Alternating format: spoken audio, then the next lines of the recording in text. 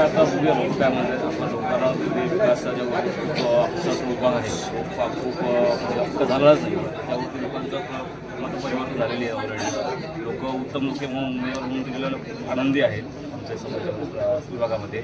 आणि नक्कीच आपण याच्यामध्ये आवाज उठून विकास व्यवस्थेत भयमुक्त ज्या गोष्टी आहेत दडपशाही करणं दांडगाशाही करणं ज्या गोष्टी आहेत आधी पाहिलं त्याच्या समोरच्या अजून नवी फॉर्म मिळालं नाही ही परिस्थिती आहे समोरच्या व्यक्तीची. कुठे उभं राहायचं हरकुळकी नाटक हे म्हणजे वेडू घोड्यावर चालू आहेत. त्याच्यावरती बघूया आता काय होतं. जनता मायाबरोबर आहे 100% जनता माया पाठीशी आहे आणि येणाऱ्या 5 तारीखला दाखवून देईल. कुठल्या मुद्द्यांवर जनता तुमच्या सोबत असेल? माझा एक मुद्दा म्हणजे पहिला विकास, नंतर ते दडपशाही दांडगाशी चालू आहे तो दुसरा मुद्दा आणि बाकीचा पुढे बोलूच आपण. अजून खूप सारे मुद्दे आहेत.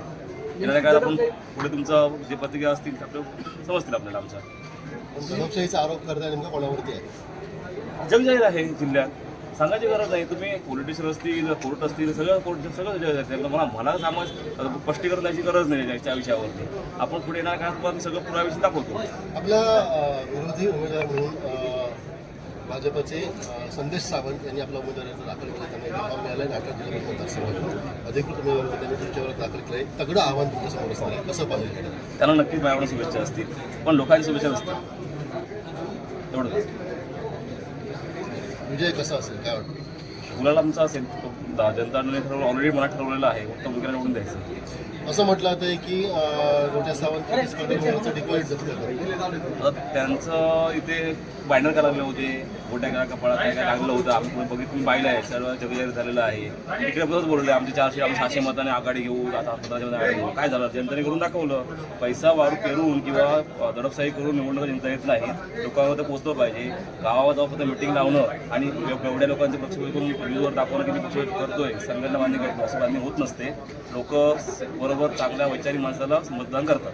काय रणनीती असेल तुमची या निवडणुकीमध्ये? रणनीती आमची अशी असेल आम्ही पूर्ण फोकस आमच्या विभागाच्या विकासावर देणार आहोत आणि जे एवढे वर्ष जे प्रलंबित धरण आहे नरडवे धरण त्याच्यावरती आवाज उठवणार. जे भूसंपादनाचे विषय आहेत पेंडिंग कित्येक वर्षापासून त्याच्यावर आम्ही आवाज उठवणार आहोत.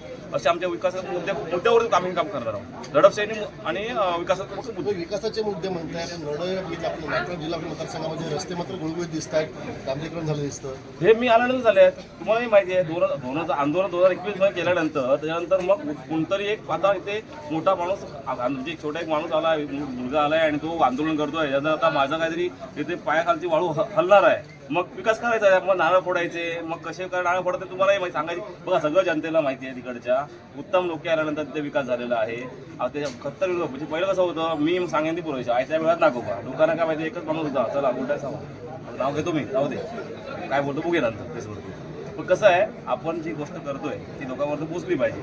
जो माणूस काम पोचलो ना त्याला पैसे वाटायची गरज लागत नाही. माझा खुला आव्हान आहे गोटे सावंतला. मी माझ्या घरात बसून जातो त्याने आपल्या घरात बसून राहायचं. त्याने पैसे न वाटता ही निवडणूक जिंकून दाखवायची. ओपन चॅलेंज आव्हान करतो. मी प्रचार करणार नाही.